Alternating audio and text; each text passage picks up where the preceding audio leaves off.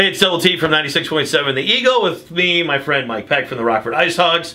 Now, what exactly is your title? I can never remember. Director of Business Operations. Sounds important. It sounds important. It really isn't as important as the title. It just makes me feel good about myself. If you see Mike at the games, it's almost like being a Walmart greeter. He sits in front and greets people as they come in. So, you know, the IceHogs, it's very exciting. The affiliation with the Blackhawks and all the players that have come through and everything is all great. But there's some people that remember the old school days, the old U-Haul days, the UHL, and there was a nice little run there with head coach Steve Martinson, and championship was won the year before the AHL affiliation, and you guys are celebrating the championship this year, aren't you? Yeah, it's hard to believe it's been 10 years since the Colonial Cup Championship. So yeah, it was 10 years ago, and you know, that was really kind of the era of IceHogs hockey that kind of put us over the top and really allowed us to go to the American Hockey League. I know it was a tough time for IceHogs fans because that was one era coming to an end and a new era of the American Hockey League starting. But that year in 2006-07 was quite the year, and the lone championship that we've ever had. And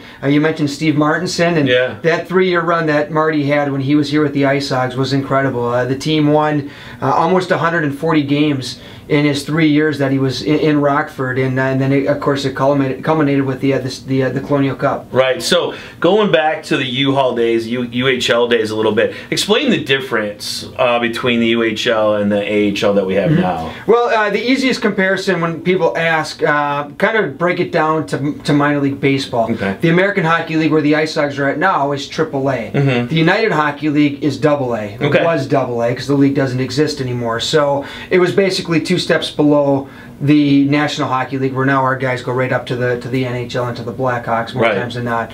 But it was still pretty good hockey. I mean, it obviously wasn't as deep. With the American League, you're not getting the top end prospects like what the AHL has. But it was still very entertaining hockey, and hockey in general has changed a whole lot over the last 10 years. So really, to compare the UHL to what the ECHL is now, and the ECHL is the current day AA. The ECHL existed during that time period as well, but it was only about 14 teams.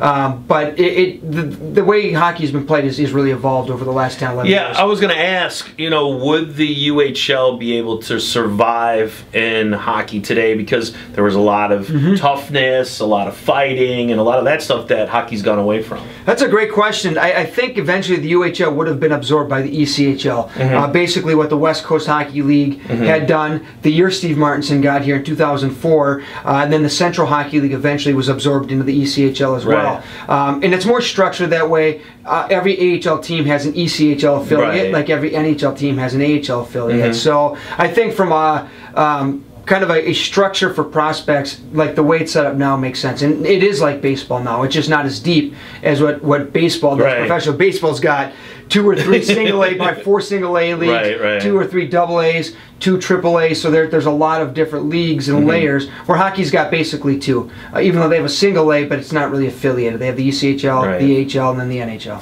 So up to that point, I mean, there were a couple of teams that made the playoffs for the IceHogs before Steve Martinson came in, but you know, it was a little bit of a struggle. So talk about the team bringing in Steve Martinson to be the coach here. Yeah, you know, the year before Marty got here was the worst season that we've ever had in Rockford, and it's still to this day. And then Martinson came here, Steve got in here, and it was like a light switch. All of a sudden there was a winning, dominant team on the ice, a team that was a championship contender. And in that first year, the IceHogs went to the Colonial Cup semifinals and lost in overtime in Game 7. Nathan Lutz rang one off the post, and Jonathan Goodwin for Fort Wayne went down and scored the overtime winner. And that was probably the hardest game that I've been a part of in my career when I was broadcasting, or even in my current position now, just because we were so close to being in the championship. And it didn't go the IceHogs' way. The next year, the IceHogs made the semifinals, and Kalamazoo blew us out of the water. And then the following year, the last year the team was in the United League, it all came together. And that epic 7-game series against the Kalamazoo Wings. And not only that, Game 7 was just a treat. I mean, it was a 3-1 game. It was 2-1. Late into the third period, Nicholas Corbet scored a goal with about 1.5 minutes left, 2 minutes left in the third period to make it 3-1. And that goal is as loud as I've ever heard the BMO Harris Bank Center at the time, the Metro Center. What was about that team compared to the previous 2 seasons that they could get it done?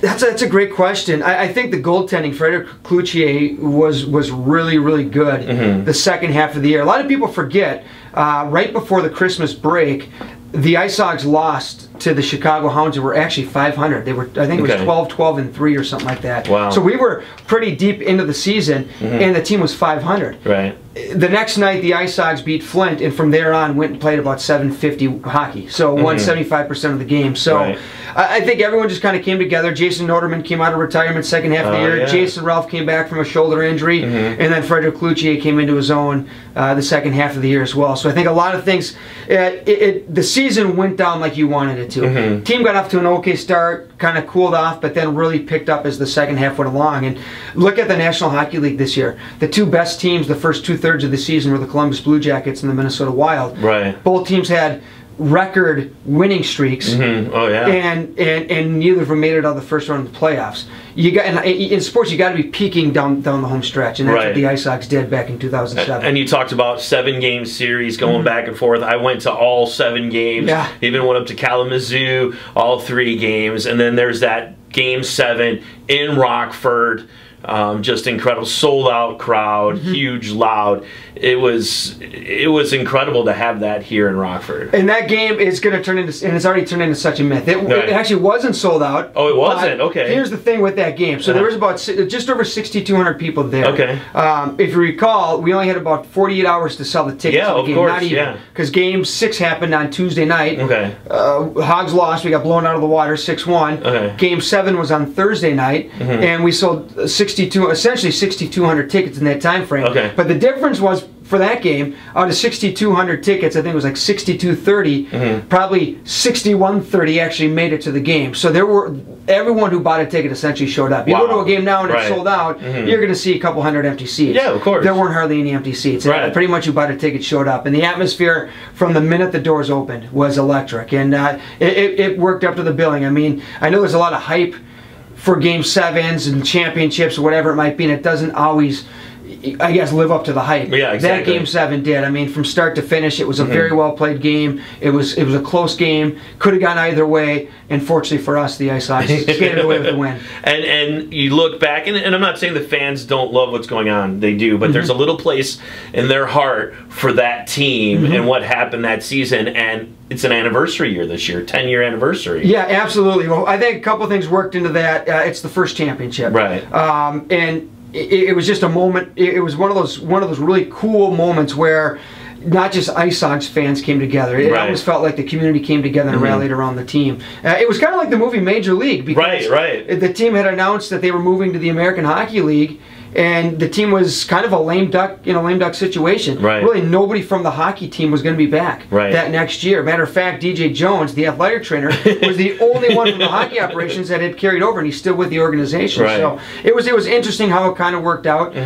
But it just how everything came together was really special. And the parade that we did a couple days later, and having everybody at the then Metro Center for the banner raising, got the banner turned around really quick. It was really cool. It was a cool moment. And still, we did a survey 2 seasons ago, and the fans that had been IceHogs fans for at least the last 9-10 years still had the majority had marked that was their favorite moment in IceHogs history. So you're going to do some things to celebrate it this year, right? Yeah, absolutely. We're doing a series on our website, and you can, if you check out icehogs.com or our Facebook page, we're going to have a bunch of recaps from the finals. We're going to have some feature stories with Jason Ralph, Kevin Ulansky, Nathan Lutz, Steve Martinson, and we're just going to really bring it from their perspective and kind of rehash what happened throughout the course of the finals. And then on Wednesday, I believe it is, Wednesday, May 24th, I don't know the exact date, but I know it's May 24th, the actual 10-year anniversary of Game 7, the game's going to be replayed on the Justice Network 23.3 at 7 p.m. So the actual game broadcast will be played with the video,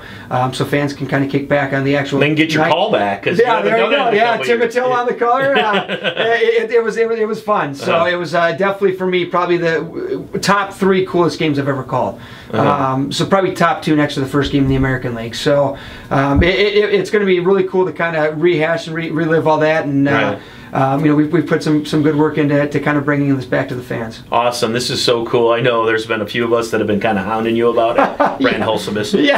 So thanks a lot for sharing, and it's great to just relive this and see some of the guys. What, Lutz retired, last year? Finally retired last year, and Steve Martinson's still winning championships. So. Yeah, he's won 4 in a row, and they're in a battle right now, so he could be up to 5. But and that was really cool, kind of catching up with those guys, and hearing how excited they were talking about that championship. Even though all those guys, Jason Ralph basically retired after that game, but those guys basically, you know, moved on and continued their careers, and just how much they enjoyed the run here in Rockford and remember that team. Very, very cool. Mike Peck from the Rockford IceHogs, 10th anniversary of the big Colonial Cup Championship. I'm Double T Live for 96.7 The Eagle.